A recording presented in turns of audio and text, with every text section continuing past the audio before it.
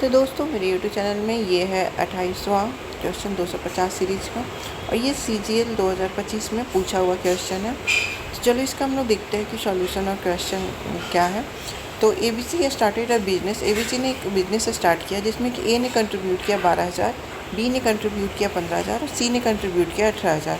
6 महीने बाद B जो है वो 5,000 विड्रॉ कर लेता है, निकाल लेता है। C जो है 10,000 और ऐड कर लेता है।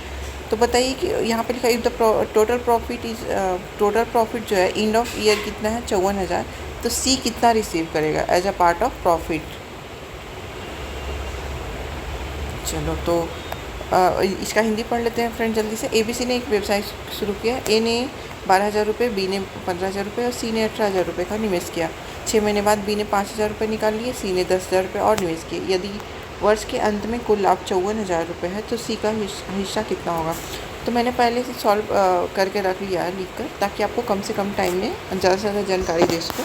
तो कंट्रीब्यूशन ऑफ A है, B है और C है अकॉर्डिंग टू क्वेश्चन, मतलब निवेश हो गया आपका ABC का। उसके बाद 6 मंथ बाद क्या हुआ है, तो B जो है वो 5,000 निकाल लेता है, C जो है 10,000 और ऐड कर देता है। अब क्या है, तो ABC के जब भी प्रॉफिट हम लोग देखते हैं ना फ्रेंड्स, तो वो इन्वेस्टमेंट के रेशियो में ही देखते हैं। जिसने जितना इन्वेस्ट किया उसको उतना ही रुपए मिलेंगे प्रॉफिट में। अब किसी ने 10 रुपये किए तो उसको ऐसा थोड़ी है कि जो 20 रुपये इन्वेस्ट किया उससे ज़्यादा उसको प्रॉफिट मिल जाए। तो इसीलिए वो रेशियो में जब भी डिस्ट्रीब्यूट होता है तो किसने कितना रुपये डाले हैं उसके अकॉर्डिंग ही उसको प्रॉफिट मिलता है। तो चलो आगे देखते हैं। तो टोटल इन्वेस्टमेंट क्या हुआ पूरे साल में, तो इसने 12,000 इन्वेस्ट किया था 12 साल के लिए। तो टोटल इसका कितना हो गया इन्वेस्टमेंट इतना।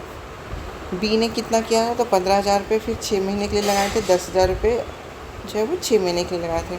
C ने क्या किया, 18,000 रुपये 6 महीने के लिए लगाए और 28,000 रुपये 6 महीने के लिए लगाए।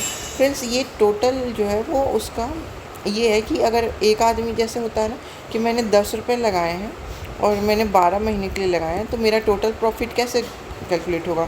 तो टोटल प्रॉफिट हो जाता है इन्वेस्टमेंट इनटू टाइम, प्रॉफिट का होता है ये फॉर्मूला।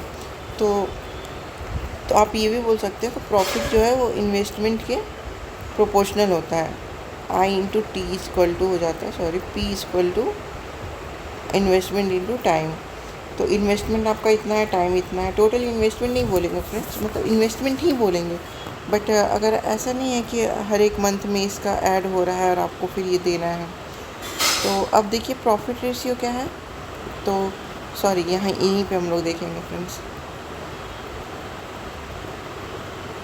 मैंने यहाँ पे थोड़ा सा इसको और 0 से हटा दिया है इन सब में, फिर 6 से भी जो 6 कॉमन था वो सबको हटा दिया ताकि हम लोगों को कम कैलकुलेशन करना पड़े।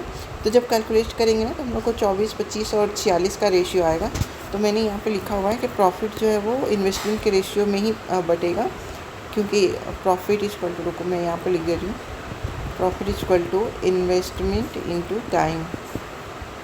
ठीक है, तो इसीलिए प्रॉफिट जो है उनका A भी इस रेशियो में होगा। अब अकॉर्डिंग टू क्वेश्चन क्या मान लें कि ये प्रोपोर्शनल में है, तो x का हम लोग इसको इंटू कर लेते हैं।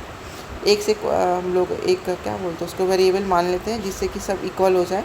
तो 24x plus 25x plus 46 equal to 54,000 है, तो 95x इक्वल टू हो गया 54,000 और x इक्वल टू हो गया आपका इतना। तो x का वैल्यू आ गया। हम लोगों को क्या निकालना, तो 46x का वैल्यू। तो शेयर ऑफ C निकालना, तो 40x ये गलत है, यहाँ पे हम लोग को 46x निकालना है क्योंकि शेयर ऑफ C इस वही होगा। तो 46 इंटू x का वैल्यू हम लोगों ने निकाला है, तो ये हो गया। और ये जो है कैलकुलेशन के बाद आपका 26,147.36 ही आएगा फिर।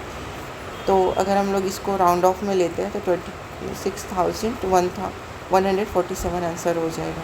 तो फ्रेंड्स जुड़े रहें मुझसे। आज थोड़ी सी गड़बड़ हो गई है मुझसे, बट मैं अगली बार अच्छे से समझाने की कोशिश करूँगी। तब तक के लिए आप लोग मेरे चैनल को लाइक और सब्सक्राइब ज़रूर करें और शेयर भी करें। तब तक के लिए थैंक यू।